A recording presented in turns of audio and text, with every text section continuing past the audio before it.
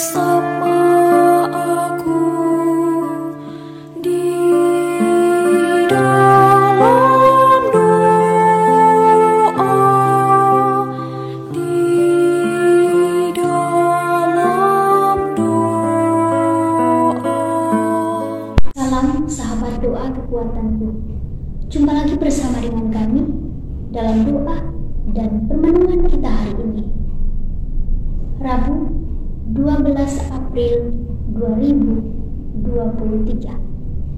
Sepanjang hari ini diambil dari Injil Lukas bab 24 ayat 13 sampai 35. Renungan dipersiapkan dan akan dibawakan oleh Suster Maria Angelica PRR dengan tema Tinggallah bersama dengan kami.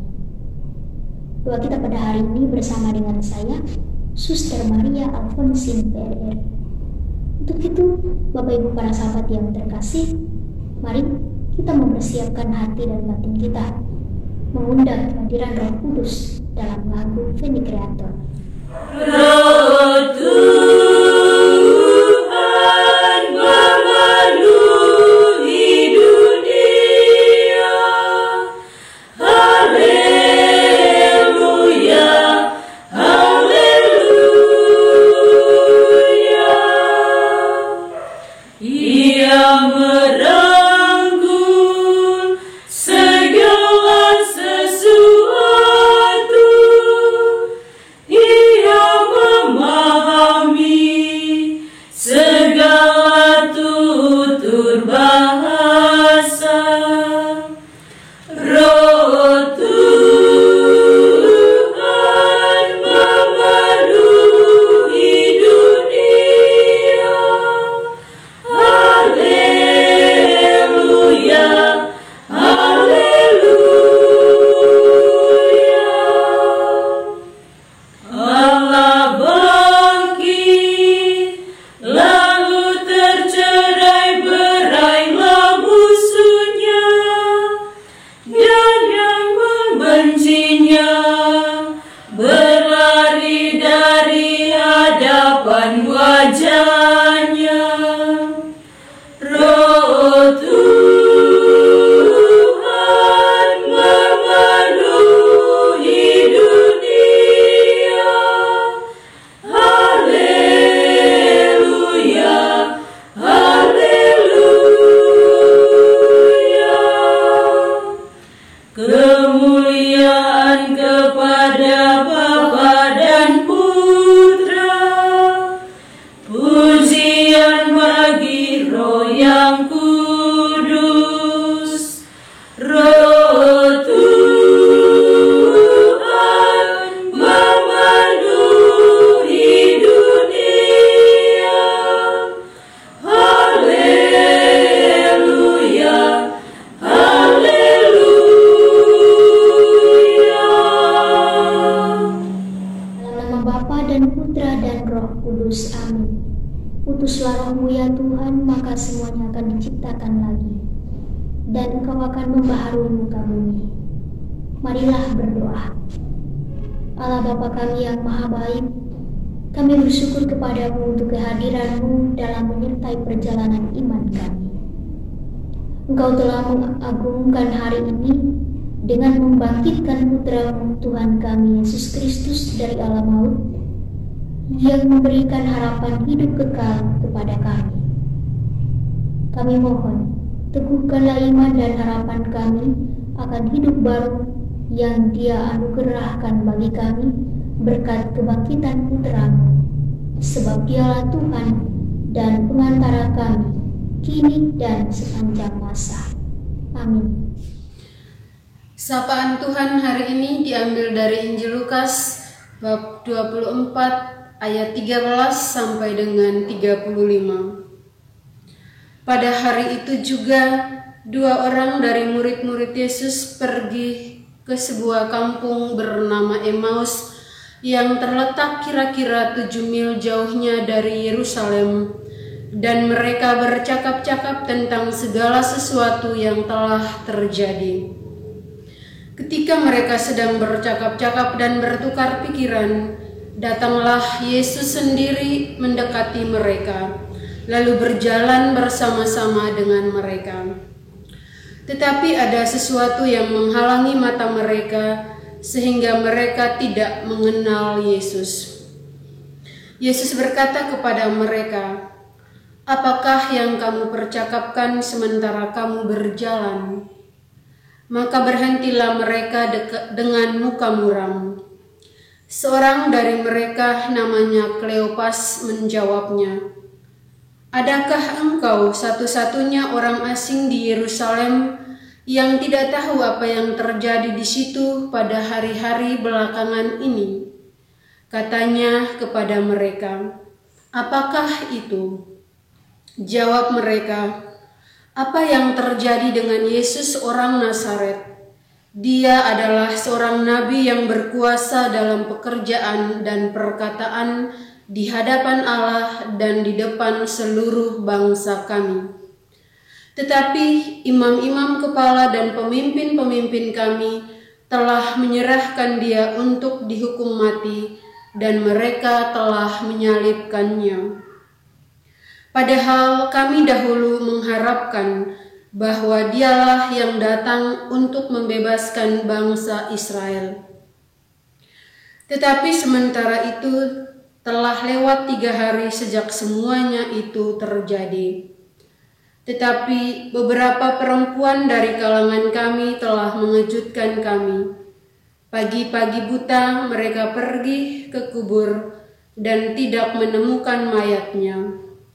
Lalu mereka datang dengan berita bahwa telah kelihatan kepada mereka malaikat-malaikat yang mengatakan bahwa ia hidup. Dan beberapa teman kami telah pergi ke kubur dan mendapati bahwa memang benar yang dikatakan perempuan-perempuan itu, tetapi dia tidak mereka lihat. Lalu ia berkata kepada mereka, "Hai kamu orang bodoh, betapa lambannya hatimu sehingga kamu tidak percaya segala sesuatu yang telah dikatakan para nabi. Bukankah Mesias harus menderita semuanya itu untuk masuk ke dalam kemuliaannya?" Lalu ia menjelaskan kepada mereka apa yang tertulis tentang dia dalam seluruh kitab suci, mulai dari kitab-kitab Musa dan segala kitab nabi-nabi. Mereka mendekati kampung yang mereka tuju.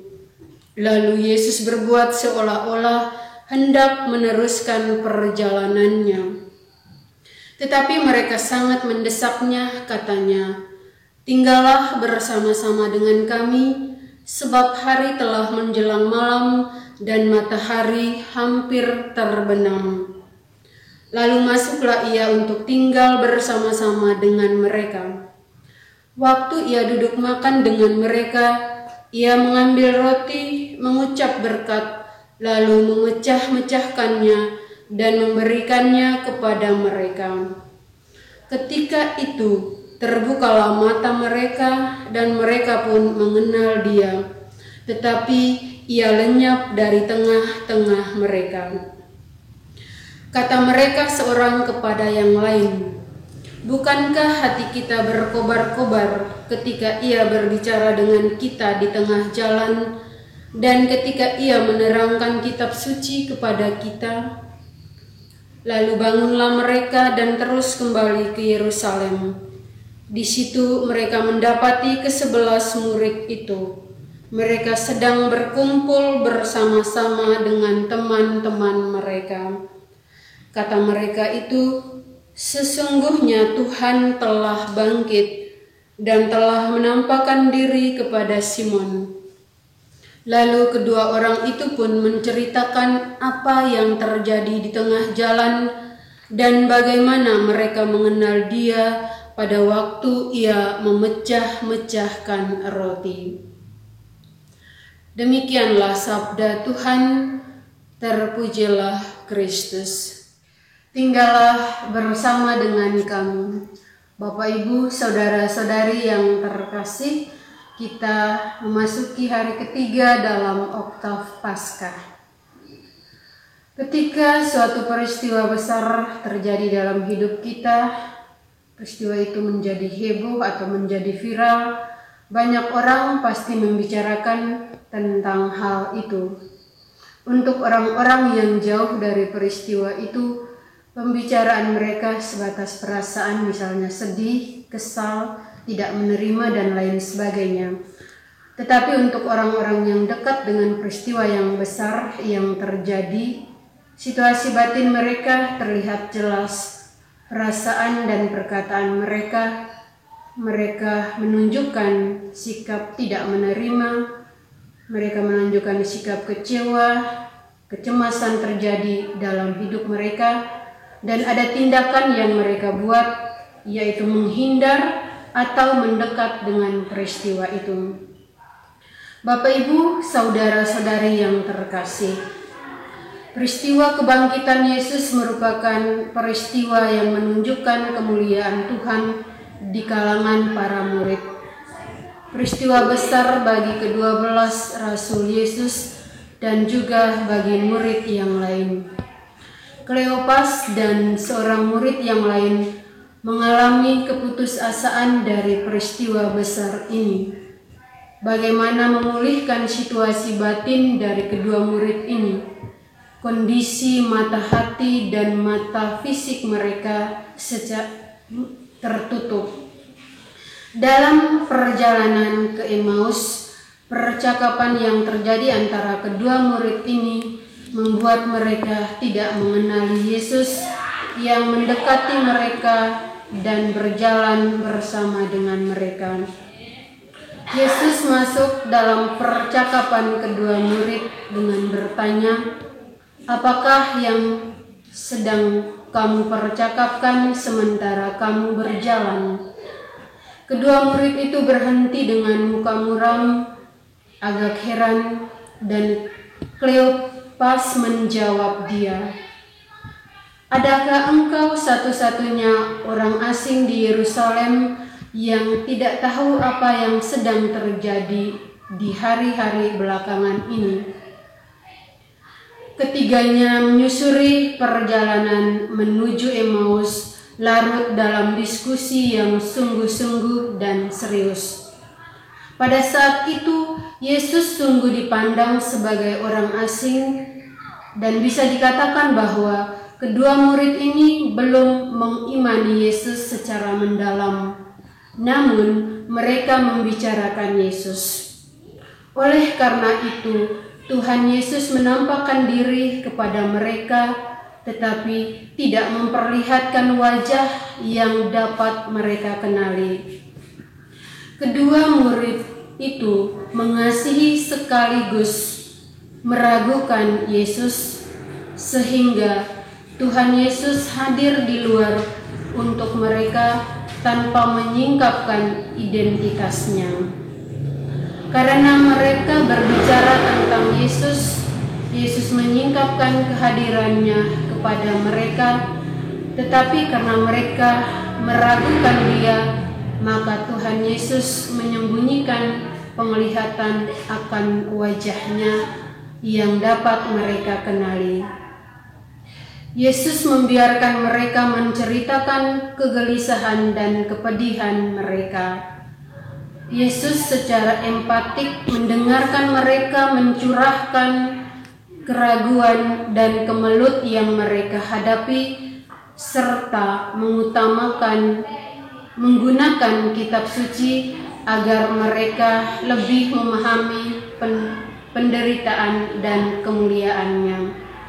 Selama dalam perjalanan, Yesus dengan sabar membimbing kedua murid tersebut dari keputusasaan menuju sikap percaya, dan juga bermaksud untuk menumbuhkan iman keduanya sehingga mereka dapat melihat kehadiran Yesus secara nyata dalam pemecahan roti.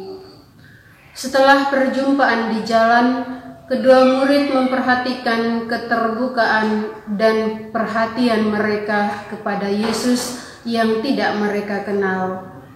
Mereka mendesak Yesus untuk tinggal bersama mereka. untuk bergabung dalam perjamuan malam bersama. Mereka mengundang Yesus untuk mengatasi perhatian pribadi, kesedihan, kebodohan, dan kelambanan hati mereka.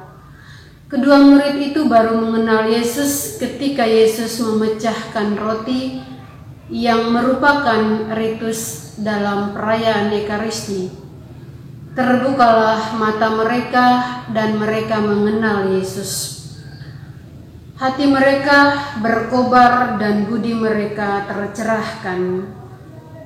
Bapak, Ibu, saudara-saudari yang terkasih, perjalanan menuju Emmaus merupakan suatu perjalanan yang melambangkan perubahan hati dari muram menjadi berkobar-kobar. Akhirnya kedua murid itu segera kembali ke Yerusalem untuk menyampaikan pengalaman ini kepada murid yang lain. Kita bisa belajar dari kedua orang murid, Kleopas dan murid yang lain, untuk menjadi misionaris setelah bertemu dengan Yesus dalam syarah panggilan hidup kita masing-masing. Kita tidak boleh bosan-bosan menghadiri perjamuan Yesus dalam Ekaristi Kudus, sebab Ekaristi berdaya menyelamatkan kita dari dosa-dosa kita. Tuhan memberkati. Marilah kita menyampaikan doa-doa permohonan kita kepada Allah Bapa di surga. Bagi Gereja Kristus, ya Bapa, kami semua bersyukur kepadamu atas rahmat dan sukacita kebangkitan Tuhan kami Yesus Kristus. Bimbinglah gerejamu dalam mewartakan kabar gembira kebangkitan Putramu. Semoga berkat dan sukacita Paskah mewarnai hidup gereja hingga kekal. Marilah kita mohon, kabulkanlah doa kami ya Tuhan. Bagi umat Katolik yang berada di daerah yang sulit dijangkau, yalah Bapa dalam surga, berkenanlah menyertai umat-Mu yang berada di tempat-tempat yang sulit dijangkau. Jagalah dan peliharalah mereka, agar iman mereka akan Dikau tetap tumbuh dan berkembang, sehingga dalam situasi sulit dan menantang, mereka tetap mengandalkan Dikau dalam hidup mereka. Marilah kita mohon, kabulkanlah doa kami ya Tuhan. Bagi semua orang yang sedang mengalami kebimbangan dan keraguan-raguan dalam hidup, ya Bapa, anugerahkanlah kekuatan dan keteguhan hati bagi semua orang yang mengalami kebimbangan dan keraguan-raguan dalam hidup mereka. Semoga Yesus yang bangkit membawa mereka kepada harapan dan kepastian hidup yang membuat mereka memahami arti hidup di dalam Tuhan. Marilah kita mohon, kabulkanlah doa kami ya Tuhan. Bagi orang muda Katolik, ya Bapa, anugerahkanlah semangat baru bagi kaum muda Katolik di setiap gereja, agar mereka mampu menjalankan tugas yang dipercayakan kepada mereka dengan penuh kesadaran dan tanggung jawab, dan mampu menjadi teladan bagi banyak orang. Marilah kita mohon, kabulkanlah doa kami ya Tuhan. Bapa kami yang ada di surga, dimuliakanlah nama-Mu. Datanglah kerajaan-Mu, jadilah kehendak-Mu di atas bumi seperti di dalam surga. Berilah kami rezeki pada hari ini, dan ampunilah kesalahan kami, seperti kami pun mengampuni yang bersalah kepada kami. Dan janganlah masukkan kami ke dalam pencobaan, tetapi bebaskanlah kami dari yang jahat. Amin. Salam Maria, penuh rahmat, Tuhan sertamu. Terpujilah engkau di antara wanita, dan terpujilah buah tubuhmu Yesus. Santa Maria Bunda Allah, doakanlah kami yang berdosa ini, sekarang dan waktu kami mati. Amin. Yesus Kristus, anak Allah yang hidup terang dunia, aku sembah sujud kepadamu. Untuk engkau aku hidup, untuk engkau aku mati. Yesus Kristus, anak Allah yang hidup terang dunia, aku sembah sujud kepadamu. untuk Engkau aku hidup, untuk Engkau aku mati. Yesus Kristus, anak Allah yang hidup terang dunia, aku sembah sujud kepadamu, untuk Engkau aku hidup, untuk Engkau aku mati. Santa Maria Reina Rosari, doakanlah kami. Santo Yosef, doakanlah kami. Santo Gabriel, doakanlah kami. Santo dan Santa pelindung kami masing-masing, doakanlah kami. Terpujilah nama Yesus sampai selama-lamanya. Amin. Bapak Ibu, para sahabat yang terkasih, mari kita menundukkan kepala untuk memohon berkat penutup melalui tangan imam yang terurap. Tuhan bersamamu dan bersama rohmu. Semoga Allah yang Maha Kuasa memberkati kita, keluarga dan komunitas kita masing-masing, serta seluruh karya pelayanan kita. Bapa dan Putera dan Roh Kudus. Amin. Terima kasih Bapak Ibu para sahabat sudah bergabung bersama dengan kami dalam doa dan permenungan kita hari ini. Kita akan berjumpa lagi dalam doa dan permenungan kita hari berikutnya. Kami akan selalu hadir untuk menyapa setiap hati.